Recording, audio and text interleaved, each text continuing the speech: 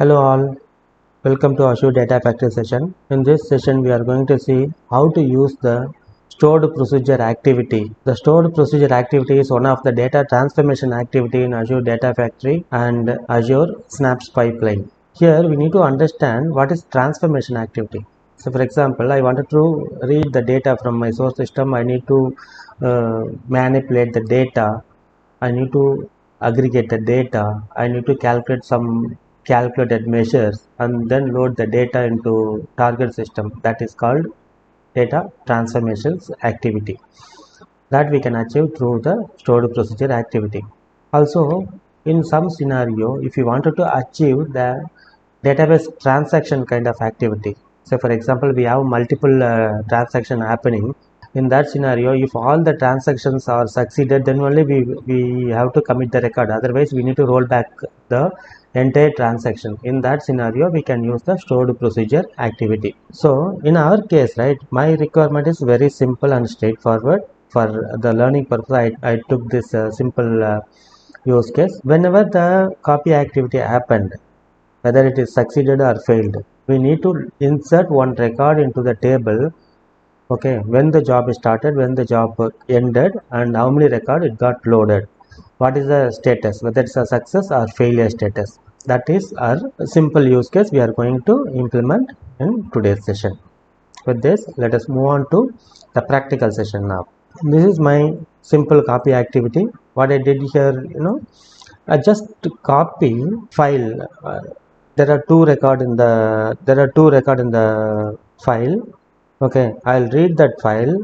Okay, and then I'll insert the record into demo superstore.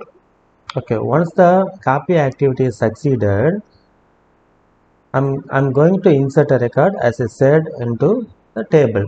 Okay, for that I created a sample stored procedure. This is the sample stored procedure. For this I'm going to pass parameters. Okay, the batch ID, run ID, system ID, these are all the parameters I'm going to pass to this stored procedure, and then I'm going to insert the record into the table. Okay, this is what we are going to achieve here.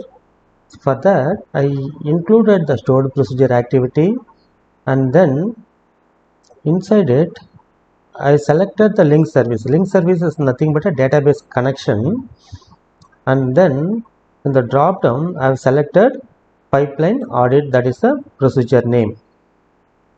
That is the procedure name I created now. Okay. For this, most of the parameters I hard coded here. In the real scenario, we should not hard code it. We need to get it from the metadata activity or lookup activity, something else. We need to get it from the previous activity. Okay. Here we are just using the copy activity, right? So that purpose, most of the parameter I hard coded here. Only the time, test use. These are all the parameters I'm going to use it. It will copy how many record from source system, how many record target system copied into the copy activity process. That is the data it will insert into the audit table. What I'll do, I'll trigger this pipeline. As of now, in the pipeline audit table, there is no record, and it will load the data into demo superstore, right?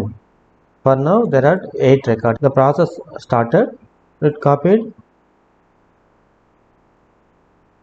2 record. In our audit table, source and source record count and the target record count, we should have 2 record, number 2, because we copied 2 rows, right? Stored procedure also executed successfully. I'm going to the pipeline audit. Here it inserted 1 record. It has taken pipeline run ID. These are all the hard coded values. Okay, see, the source row count is 2 and the target row count is 2.